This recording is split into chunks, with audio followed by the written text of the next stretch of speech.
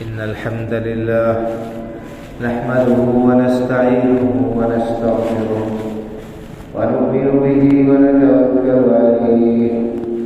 ونعوذ بالله من شرور أنفسنا ومن سيئات أعمالنا من يهده الله فلا مضل له ومن يضلل فلا هادي له وأشهد أن لا إله إلا الله وحده لا شريك له وأشهد أن محمدا عبده ورسوله يا أيها الذين آمنوا اتقوا الله حق تقاته ولا تموتن إلا وأنتم مسلمون يا أيها الناس اتقوا ربكم الذي خلقكم من نفس واحدة وخلق منها زوجها وبث منهما رجالا كثيرا ونساء واتقوا الله الذي تساءلون به والأرحام إن الله كان عليكم رقيبا يا أيها الذين آمنوا اتقوا الله وقولوا قولا سديدا يصلح لكم أعمالكم ويغفر لكم ذنوبكم ومن يطع الله ورسوله فقد فاز فوزا عظيما أما بعد فإن خير الحديث كتاب الله وخير الهدي هدي محمد صلى الله عليه وسلم وشر الأمور محدثاتها وكل محدثة بدعة وكل بدعة ضلالة وكل ضلالة في النار. أعوذ بالله من الشيطان الرجيم. بسم الله الرحمن الرحيم. قاف والقرآن المجيد بل عجبوا أن جاءهم منذر منهم فقال الكافرون هذا شيء عجيب أإذا متنا وكنا ترابا ذلك رجع بعيد قد علمنا ما تنقص الأرض منهم وعندنا كتاب حفيظ بل كذبوا بالحق لما جاءهم فهم في أمر مريج أفلم ينظروا إلى السماء فوقهم كيف بنيناها وزيناها وما لها من فروج والأرض مددناها وألقينا فيها رواسي وأنبتنا فيها من كل زوج بهيج تبصرة وذكرى لكل عبد منيب ونزلنا من السماء ماء مباركا فأنبتنا به جنات وحب الحصيد والنخل باسقات لها طلع نضيد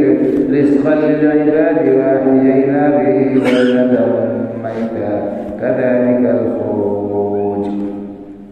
كذبت قبلهم قوم نوح وأصحاب الرس وثمود وعاد وفرعون وإخوان لوط وأصحاب الأيكة وقوم تبع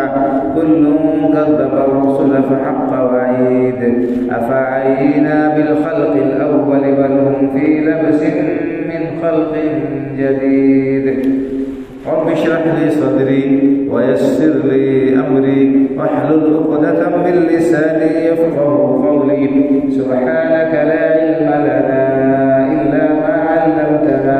إنك أنت العليم الحكيم.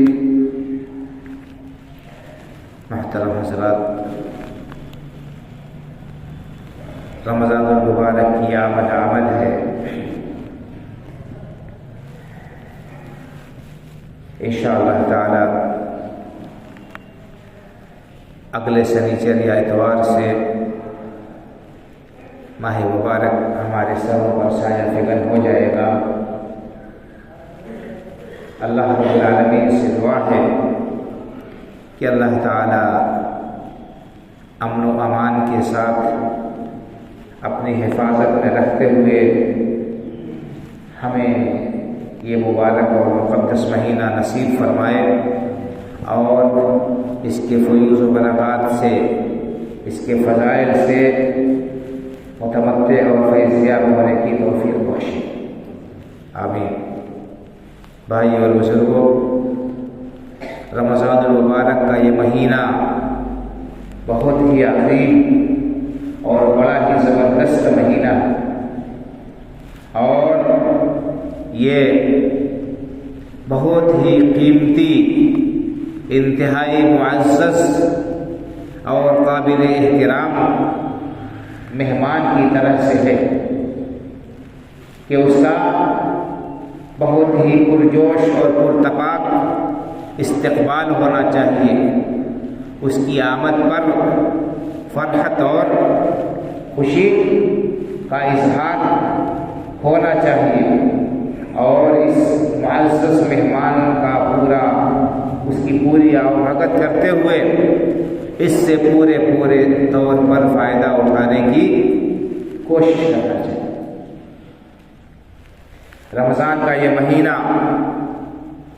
ہر سال آتا ہے اور گزر جاتا ہے۔ اللہ کے مخلص بندے، اللہ کے برگزیدہ بندے اس ماہ مبارک کی بھرپور قدر کرتے ہیں اور اس سے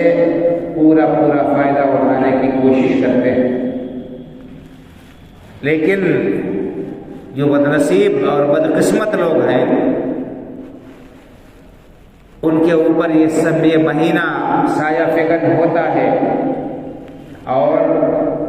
وہ محروم اور بدقسمت لوگ اس سے کچھ بھی فائدہ نہیں اٹھاتے، اس سے وہ استفادہ نہیں کرتے اور اپنے دامن گناہ کو نہیں بھرتے، بلکہ بہت سے لوگوں کے اوپر یہ مہینہ بڑا گرا ہوتا ہے، بڑا مشکل اور بھاری ہوتا ہے، اور اس مہینے کی آمد پر ان کے دلوں میں تنگی پیدا ہو جاتی ہے، وہ ایک بوجھ محسوس کرتے ہیں اور اس روزے کو اپنے لیے بڑی بھاری مصیبت شمار کرتے ہیں۔ تو ایسے لوگ بہت ہی محروم اور بدقسمت، انہیں اپنی اس سوچ اور اس فکر کو بدلنے کی ضرورت ہے، اور بجائے اس کے کہ اس مہینے کی آمد پر دل میں کسی قسم کی تنگی کا احساس کریں اور کچھ گرانی انہیں محسوس ہو، انتہائی خوشی کا انہیں مظاہرہ کرنا چاہیے اور اللہ رب العالمین کا شکریہ ادا کرنا چاہیے کہ اللہ تعالیٰ نے زندگی میں ایک بار اور موقع عنایت فرمایا کہ ہم اس ماہ مبارک کے فیوز و برکات سے اپنا دامن بھر لیں اور اپنے اعمال نامے کی سیاہیوں کو توبہ کے آنسوؤں سے دھل لیں۔ اللہ رب العالمین کے غیظ و غضب کی آگ، بھڑکتی ہوئی آگ کو ہم ندامت کے آنسوؤں سے بجھا دیں۔ اللہ کے رسول صلی اللہ علیہ وسلم کا ارشاد گرامی ہے، آپ نے ایسے شخص کے لیے بد دعا کی ہے جس کے اوپر رمضان کا مہینہ آتا ہے، سایہ فگن ہوتا ہے، اور وہ بغیر اپنی بخشش کرائے اس مہینے سے کو رخصت کر دیتا ہے، یہ مہینہ گزر جاتا ہے اور وہ ایسے اعمال نہیں کرتا کہ اس کی گناہوں کی بخشش ہو جائے۔ اللہ رب العالمین سے اپنے گناہ بخشواتا نہیں ہے۔ تو ہمیں چاہیے کہ ہم اس مبارک مہینے کی آمد پر پہلے اللہ رب العالمین کے لیے اللہ رب العالمین سے دعا کریں کہ اللہ تعالیٰ صحت و عافیت کے ساتھ رکھ کر کہ ہمیں یہ مبارک مہینہ نصیب فرمائے۔ کیوں؟ اس لیے کہ ہمیں پتہ نہیں کہ ہماری زندگی کتنے دن باقی ہے۔ رمضان کا مہینہ آنے سے پہلے ہم میں سے کتنے لوگ موجود رہیں گے، اور اس مہینے کا چاند نظر آنے تک نہ معلوم ہم میں سے کس کی زندگی کی مدت مکمل ہو چکی رہے گی۔ زندگی کا کوئی بھروسہ نہیں ہے، اور ہم میں سے ہر شخص کے متعارفین، اس کے جان پہچان کے لوگوں میں سے کچھ نہ کچھ لوگ ضرور گزشتہ رمضان اور اس رمضان کے بیچ میں ہم اس سے جدا ہو گئے۔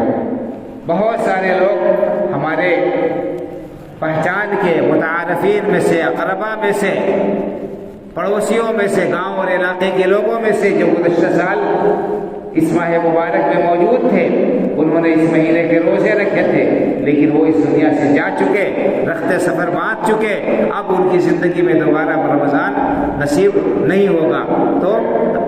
اس مہینے کی آمد پر ہمیں چاہیے کہ ہم اللہ رب العالمین کے لیے سے دعا کریں۔ سلف صالحین کے بارے میں آتا ہے کہ وہ 6 مہینہ پہلے سے، رمضان کی آمد کے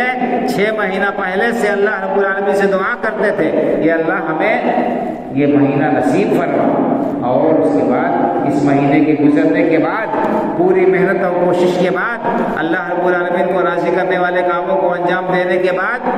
وہ دعا کرتے تھے مہینوں کہ اللہ ہماری اس مہینے کی عبادات کو شرف قبولیت سے نواز۔ تو یہ سلف صالحین کا حال تھا بھائیوں۔ خود اللہ کے رسول صلی اللہ علیہ وسلم نے صحابہ کرام رضی اللہ تعالیٰ عنہ مجمعین کو اس مبارک مہینے کی آمد کی بشارت سنائی، اور انہیں بتایا کہ ایک بڑا بابرکت مہینہ تمہارے سروں پر سایہ فگن ہونے والا ہے، اور اس کے فضائل بیان کیے۔ تو ہمیں سب سے پہلے یہ کہ اس مہینے کی آمد کا انتظار کرنا چاہیے اور اللہ رب العالمین سے دعا کرنا چاہیے۔ دوسرے یہ کہ اس کی جو اہمیت ہے روزوں کی اور اس کی جو فضیلت ہے اس کو بھی جاننا چاہیے۔ جب ہم جانیں گے تبھی ہمارے اندر شوق ہوگا، جذبہ ہوگا، اور ہم اس مہینے کی آمد کا انتظار کریں گے یا اس سے پورے طور پر فائدہ اٹھانے کی ہم کوشش کریں گے۔ تو ہمیں یہ معلوم ہونا چاہیے کہ رمضان کا یہ روزہ اللہ رب العالمین کی طرف سے ہر صاحب ایمان عاقل بالغ یا شخص کے اوپر فرض ہے۔ یہ اللہ رب العالمین کی طرف سے عائد کردہ فرائض میں سے ایک اہم فریضہ ہے، اسلام کے بنیادی ارکان میں سے ایک اہم رکن ہے۔ اس کے بعد بغیر آدمی کا ایمان مکمل نہیں ہو سکتا، اس کا اسلام درست نہیں ہو سکتا۔ تو جب ہم اس کی اہمیت کو سمجھیں گے کہ یہ ہمارے دین کا ایک لازمی حصہ ہے، یہ کوئی عادت نہیں ہے، یہ کوئی رسم و رواج نہیں ہے، یہ کوئی دیکھا دیکھی والی چیز نہیں ہے کہ عادتاً ہم روزہ رکھ لیں اور رسم و رواج کے طریقے پر یا لوگ رکھ رہے ہیں تو لوگوں کے ساتھ ہم بھی روزہ رکھ لیں گے۔ روزہ رکھنے میں کچھ جاتا نہیں ہے، بس انسان کھانا پینا چھوڑ دیتا ہے۔ تو بہت سے لوگ جو ہے وہ کئی وقت نہیں کھاتے ہیں، ان کے اوپر کوئی اثر نہیں پڑتا ہے، مصروف رہتے ہیں، کوئی اور وجہ ہوتی ہے۔ تو عادتاً کھانا پینا اگر کوئی شخص ترک کرے تو اسے اس روزے کا ثواب نہیں ملے گا۔ تو سب سے پہلے تو ہمیں اس مہینے کی اس روزے کی فرضیت کا احساس کرنا چاہیے، یقین رکھنا چاہیے کہ یہ ہمارے دین کا ایک حصہ ہے، یہ کوئی عادت والی چیز نہیں ہے، کوئی دباؤ والی چیز نہیں ہے، یہ کوئی مجبوری کی چیز نہیں ہے، بلکہ ہمارے دین کی تکمیل اس کے بغیر ہو ہی نہیں سکتی۔ اللہ رب العالمین نے قرآن کریم میں اس روزے کی فرضیت کا اعلان کیا ہے، فرمایا ہے یا ایھا الذین آمنوا کتب علیکم الصیام کما کتب علی الذین من قبلکم لعلکم تتقون۔ اے ایمان والو، تم پر روزے فرض کیے گئے جیسا کہ تم سے پہلے لوگوں پر فرض کیے گئے تھے، تاکہ تمہارے اندر تقویٰ آ جائے، پرہیزگاری آ جائے، تقویٰ شعاری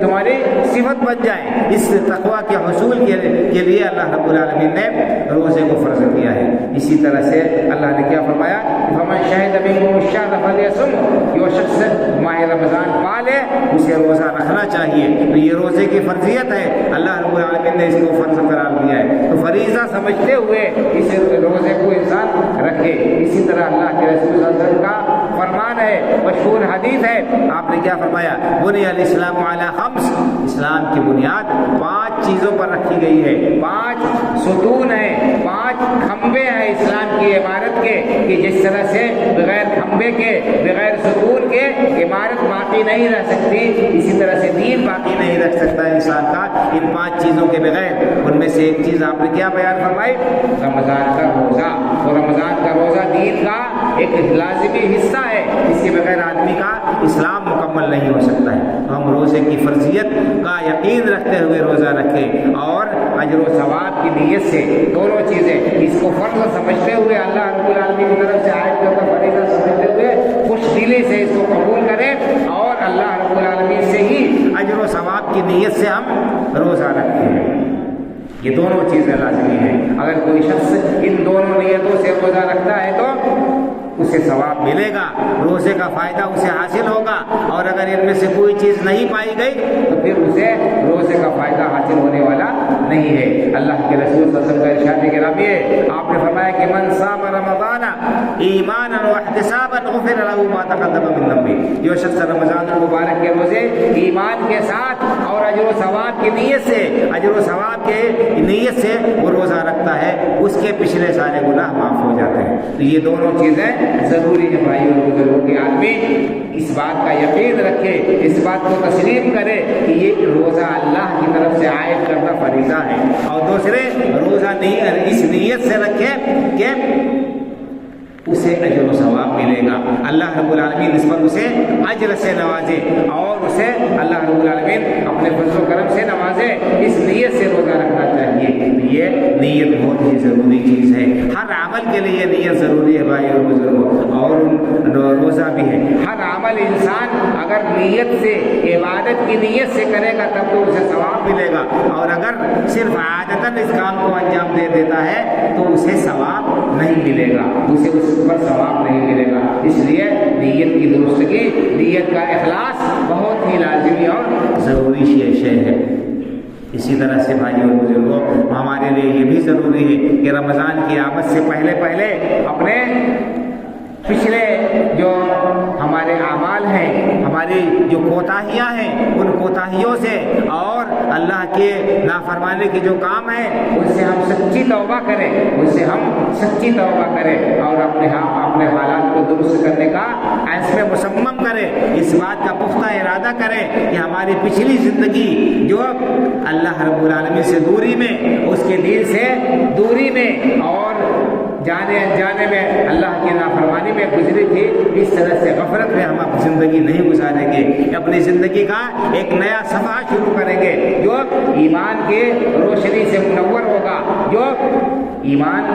کے ساتھ، جو ایمان کی روشنی سے منور ہونے کے ساتھ ساتھ اللہ رب العالمین سے اچھے تعلق پر مبنی ہوگا۔ ہم اللہ رب العالمین سے اپنے تعلق کو بہتر سے بہتر کریں گے، اور جو کمزوری ہمارے اندر پائی گئی، ہمارے اور اللہ کے درمیان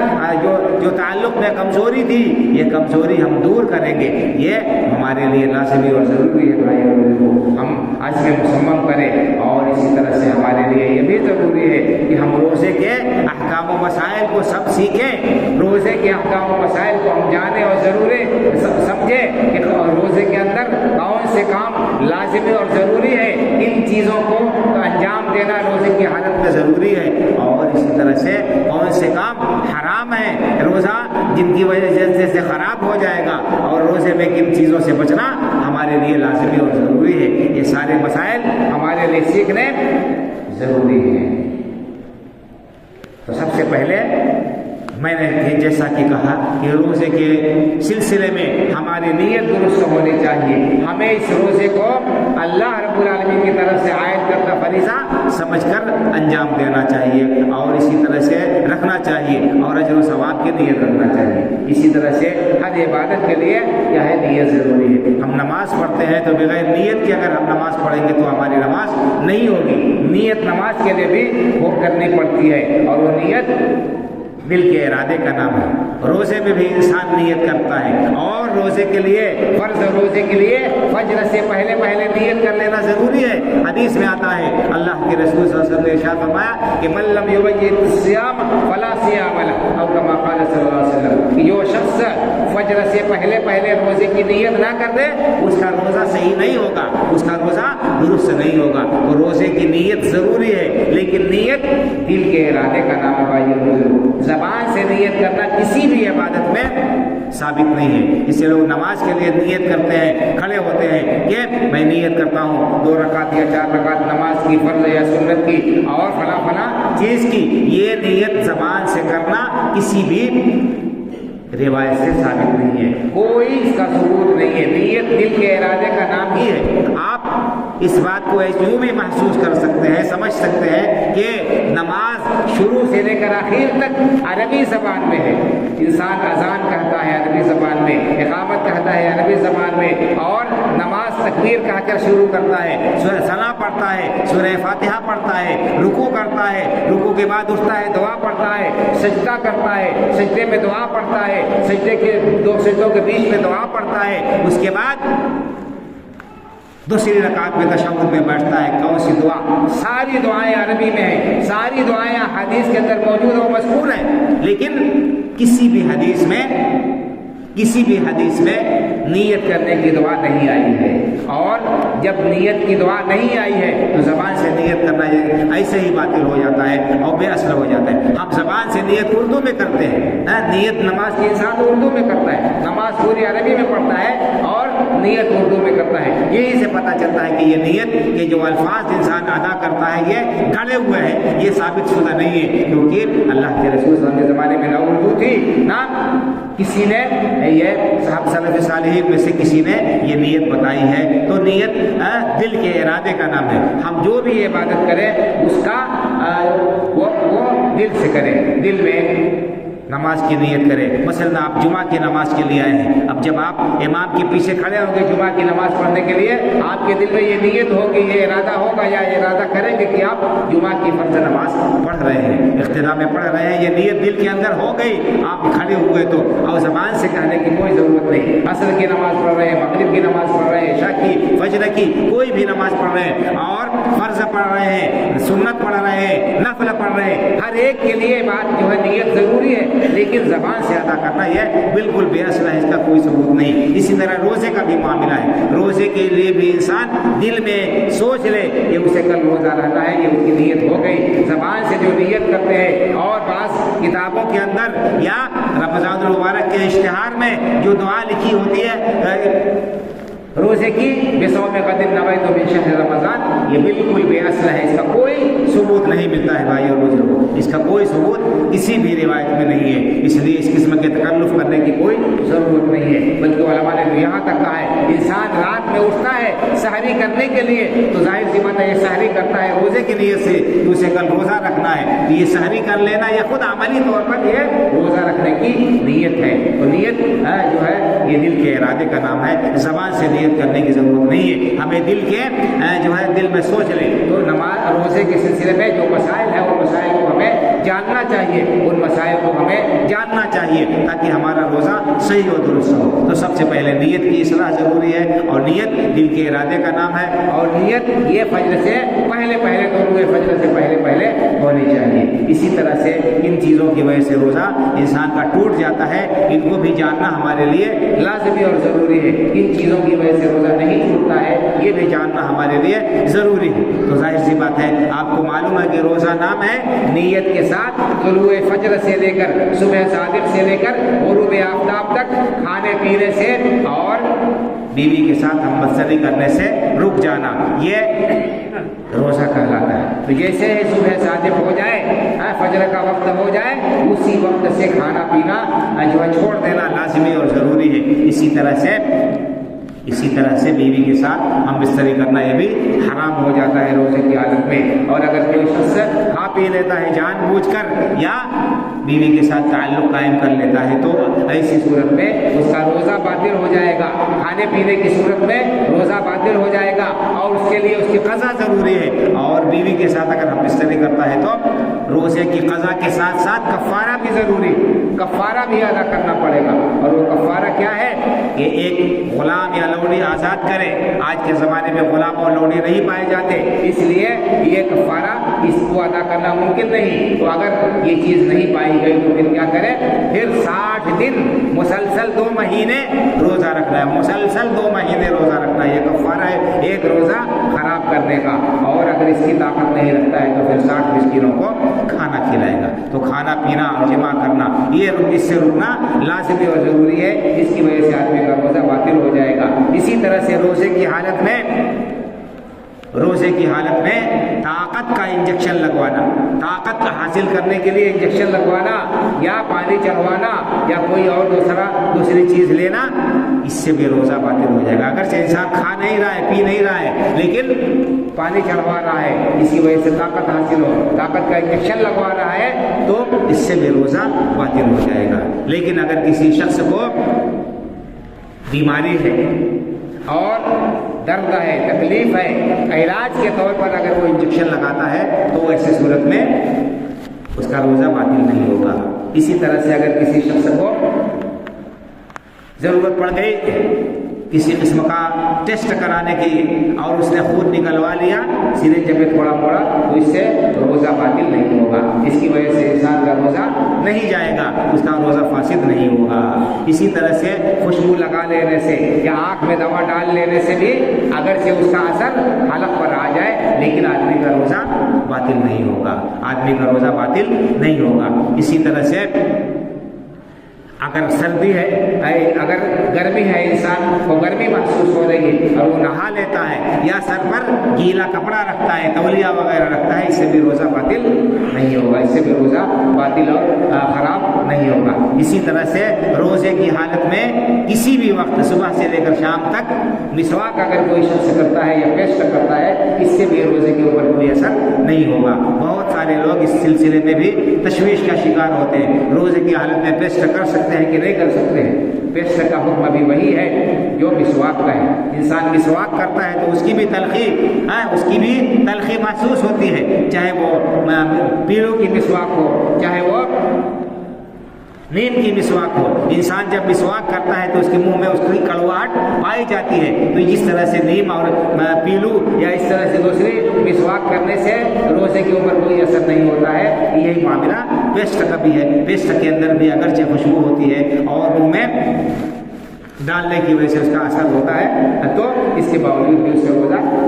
ख़राब नहीं होगा।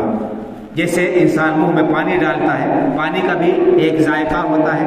फीका है, मीठा है, इंसान को महसूस होता है, लेकिन पानी मुंह में डालने की वजह से, कुल्ली करने की वजह से, मुंह धोने की वजह से इस तरह से रोज़े पर कोई असर नहीं होता। इसी तरह से मामला मिसवाक या पेस्ट करने का भी है। इसी तरह से और भी मसाइल हैं भाई और बुजुर्गों, इनको भी हमें जानना चाहिए। अगर किसी शख्स को रात में अगर किसी शख्स को नापाकी लाहिक हो गई, गुस्ल की हाजत है और वो फजर की अजान से पहले नहीं नहा सका, तो भी उसके ऊपर कोई हर्ज नहीं है, उसका रोज़ा हो जाएगा। फजर की अजान के बाद इंसान गुस्ल कर ले और नमाज पढ़ ले, कोई हर्ज नहीं है। अगर नापाकी की हालत में अजान हो गई फजर की, तो इससे रोज़े के ऊपर कोई असर नहीं पड़ेगा। अल्लाह के रसूल के बारे में आता है कि आप उससे जनाबत करते थे, आपको गुस्ल की हाजत रहती थी, फजर की अजान हो जाती थी, उसके आप वज़ू करते थे, तो गुस्ल कर लेते थे, पाकी हासिल करते थे। तो इस तरह से अगर किसी शख्स को ज़रूरत है तो उसका रोज़ा सही होगा, कोई हर्ज नहीं। इसी तरह से सहरी का मामला है। सहरी ये सुन्नत मुअक्कदा है, अल्लाह के रसूल ने ताकीद की है, वो फरमाया है कि सहरी करो क्योंकि सहरी में बरकत है। और आपने ये फरमाया है कि हमारे और यहूद के दरमियान रोज़े में फ़र्क क्या है? सहरी का फ़र्क है। यहूदी सहरी नहीं करते तो तुम सहरी किया करें, तो इंसान को चाहिए कि सहरी करे, अगरचे थोड़ी ही क्यों ना, ख्वाहिश नहीं है तो एक दो खजूर खा ले, एक दो गौर पानी पी ले, लेकिन सहरी करना चाहिए, ये बरकत है, बरकत की चीज़ है। लेकिन अगर किसी शख्स ने सहरी नहीं की, किसी शख्स की आँख नहीं खुली और वो सोया रह गया, आँख खुली तो फजर की अज़ान हो चुकी थी या दिन निकल चुका था, ज़्यादा देर तक सो गया, तो ऐसी सूरत में रोज़ा उसके ऊपर ज़रूरी होगा, उसको रोज़ा रखना ज़रूरी होगा, उसका रोज़ा बिला कराहत सही हो जाएगा। ये ना समझे कि सहरी नहीं किया तो हम रोज़ा कैसे रखें, रोज़ा होगा कि नहीं होगा, रोज़ा बिला शक बिला कराहत हो जाएगा। अगर सहरी इंसान ने नहीं किया, उसकी आँख नहीं खुल सकी या कसरत उसने सहरी नहीं किया तो भी उसका रोज़ा हो जाएगा, उसके रोज़े में कोई फ़र्क पड़ने वाला नहीं है। अलबत्ते जानबूझकर सहरी छोड़ना नहीं चाहिए, क्योंकि अल्लाह के रसूल ने इसकी ताकीद की है। इसी तरह से और भी बहुत सारे मसाइल हैं भाई और बुजुर्गों रोज़े के, हमें चाहिए कि हम इन मसाइल को जानें और जानने की कोशिश करें। कोई मामला पेश आता है तो अहले इल्म की तरफ हम रुजू करें, उनसे मसाइल दरियाफ्त करें। आज हमारा ताल्लुक़ अहले इल्म से दूर होता जा रहा है और हम रस्मी और रिवाजी तौर पर चीज़ों को अंजाम देते हैं, न तो मसाइल हम सुनते हैं और न पूछते हैं, और इस तरह से हम बहुत सारी गलतियों का इर्तिकाब करते हैं या बहुत सारे शुबहात में मुब्तला रहते हैं और उलझनों का शिकार करते हैं। बजाय अहले इल्म से पूछने के हम आपस में बैठकर अपने राय का इजहार करते हैं और अपने अफकार और नज़रियात पेश करते हैं, अपने राय दीन में ठूसते हैं। ये बहुत बड़ा जुर्म है, बहुत खतरनाक अमल है कि इंसान दीन के मसले में अपनी राय को दखल दे और अपना ख्याल जाहिर करे और जो है अल्लाह की तरफ कोई बात महसूस करे। इसको कुरान में हराम करार दिया गया है। तो बहरहाल रोज़ा अल्लाह رب العالمین کی طرف سے عائد کردہ ایک اہم فریضہ ہے، دین کے بنیادی ارکان میں سے ایک اہم رکن ہے، اس کے بغیر انسان کا اسلام مکمل نہیں ہو سکتا۔ بلا عذر شرعی اگر کوئی شخص روزہ رکھتا ہے تو بہت بڑے جرم کا ارتکاب کرتا ہے اور اس کے لیے بڑی سخت وعید آئی ہے۔ تو ہمیں چاہیے کہ ہم خوش دلی سے اس ماہ مبارک کا استقبال کریں، اس کے استقبال کے لیے تیاری کریں، اور اس مہینے کے استقبال کے لیے تیاری کا مطلب کیا ہے؟ یعنی ہم عبادت کے لیے اپنے آپ کو آمادہ و تیار کریں۔ اس رمضان کے لیے تیاری کا مطلب یہ نہیں ہے کہ ہم کھانے پینے کے انتظام میں لگ جائیں کہ فلاں کام کریں گے۔ ہمارے افسوس کے ساتھ یہی کہنا پڑتا ہے کہ رمضان کا تصور ہمارے ذہنوں میں یہ ہے کہ رمضان آئے تو ہمارا دسترخوان قسم قسم کے کھانوں سے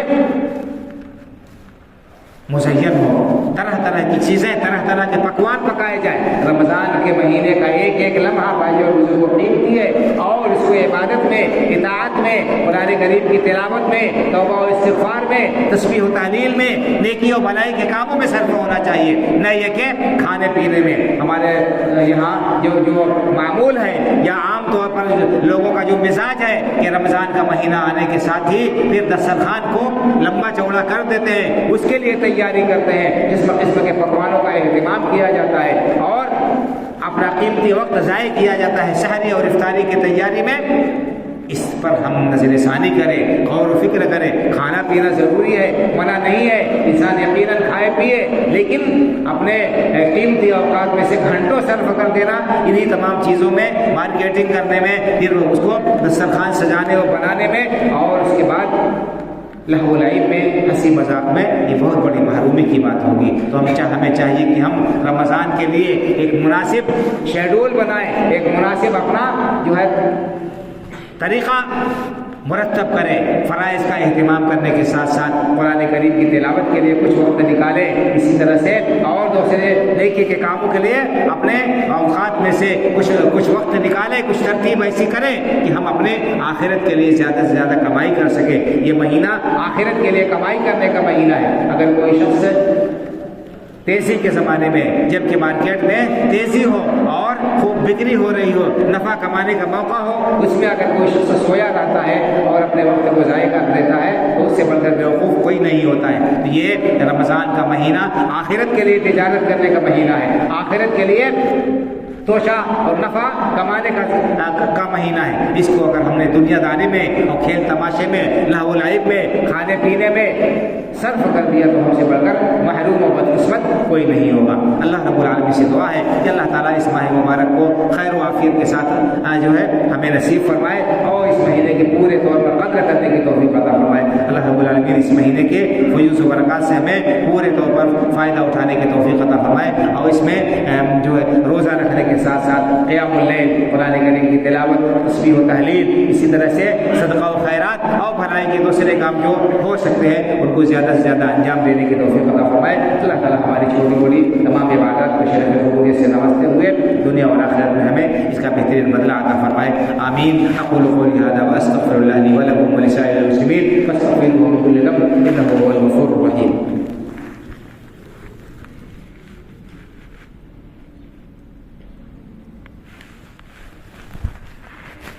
إن الحمد لله نحمده ونستعينه ونستغفره ونؤمن به ونتوكل عليه ونعوذ بالله من شرور أنفسنا ومن سيئات أعمالنا من يهده الله فلا مضل له ومن يضلل فلا هادي له وأشهد أن لا إله إلا الله وحده لا شريك له وأشهد أن محمدا عبده ورسوله إن الله وملائكته يصلون على النبي يا أيها الذين آمنوا صلوا عليه وسلموا تسليما اللهم صل على محمد وعلى آل محمد كما صليت على إبراهيم وعلى آل إبراهيم إنك حميد مجيد اللهم بارك على محمد وعلى آل محمد كما باركت على إبراهيم وعلى آل إبراهيم إنك حميد مجيد اللهم انصر من نصر دين محمد صلى الله عليه وسلم واجعلنا منهم واخذل من خذل دين محمد صلى الله عليه وسلم ولا تجعلنا منهم عباد الله رحمكم الله إن الله يأمر بالعدل والإحسان وإيتاء ذي القربى وينهى عن الفحشاء والمنكر والبغي يعظكم لعلكم تذكرون فاذكروا الله يذكركم وادعوه يستجب لكم ولذكر الله أكبر والله